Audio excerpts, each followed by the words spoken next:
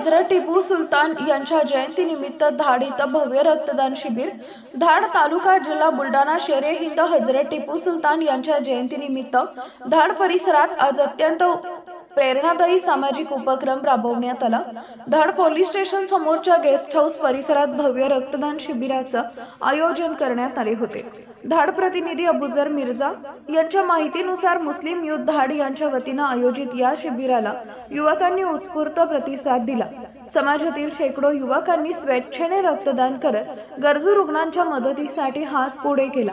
कार्यक्रमात टिपू सुलतान यांच्या बलिदानाची, देशभक्तीची आणि सामाजिक कार्याची आठवण करून देत त्यांच्या विचारांना अभिवादन करण्यात आले। आयोजकांनी सांगितले की रक्तदान हाच सर्वोत्तम मानवता धर्म आहे आणि टिपू सुलतान यांच्या प्रेरणेतून हा समाजोपयोगी उपक्रम राबवला जातोय। समाजातील बंधुभाव, मानवसेवा आणि प्रेरणादायी कार्यांचा सुंदर संगम असलेला हा उपक्रम परिसरात कौतुकाचा विषय ठरत आहे। ही बातमी आवडल्यास कृपया आमचे Sillod express news channel subscribe, like आणि शेअर करा। धन्यवाद।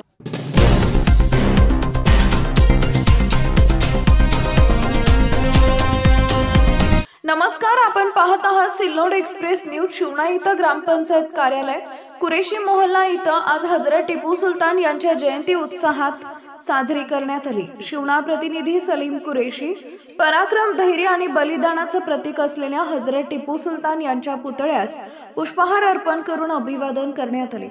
या कार्यक्रमाला गावातील मान्यवरांची मोठी उपस्थिती होती। यावेळी माजी पंचायत समिती सदस्य आणि शिवसेना अल्पसंख्याक सिल्लोड तालुका अध्यक्ष शेख सलीम, सरपंच डॉक्टर सलमान खान तसेच ग्रामपंचायत सदस्य अजीम कुरेशी, सलीम खान, हशमी सर, आरिफ कुरेशी, शफी कुरेशी, इलियास कुरेशी, इम्रान कुरेशी, रियाज कुरेशी, कलीम कुरेशी आदी उपस्थित होते। या कार्यक्रमात ऐतिहासिक वारसा, राष्ट्रीय एकात्मता आणि सामाजिक सलोखा यांचे महत्त्व अधोरेखित करण्यात आले। अशा स्थानिक आणि महत्त्वाच्या घडामोडींकरता आमचा Sillod express news channel subscribe करा, लाईक करा, शेअर करायला विसरू नका।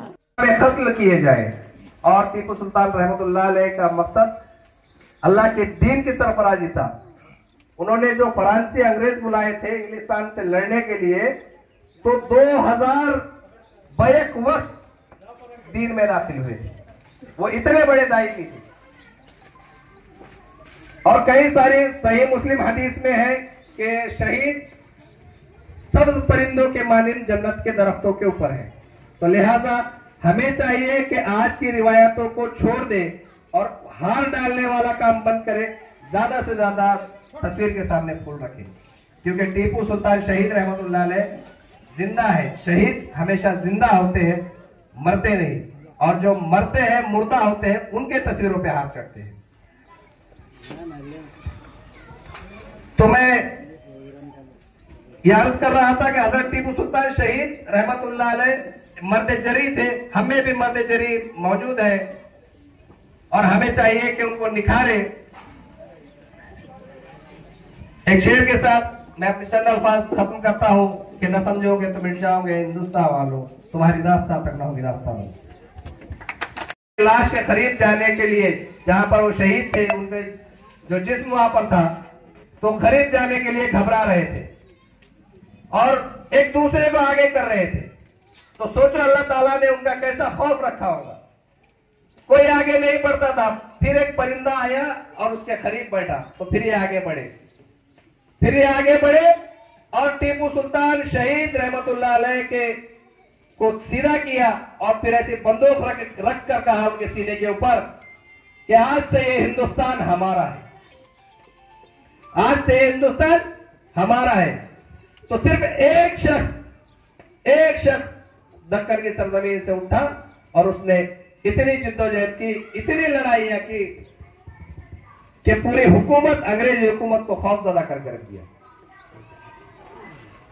तो मेरे भाइयों, और आपको एक बात मैं ये भी बताता हूं कि टीपू सुल्तान शहीद रहमतुल्लाह अलैह का अगर शिजरे नसब आप देखेंगे तो वो अजमी नहीं है, वो कबीला कुरैश से थे।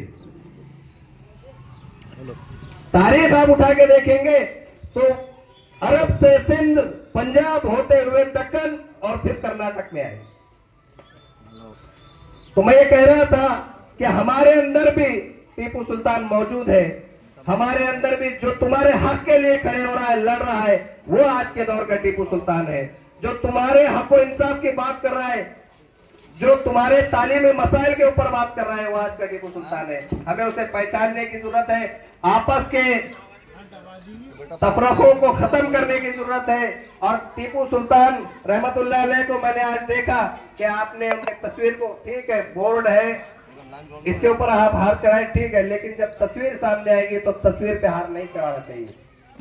क्योंकि जनाब कुरान खुद कहता है कि शहीद अपनी खबरों में जिंदा है। मैं आपके सामने पेश करता हूं वो आयत, सूरह बकरा की 154 आयत।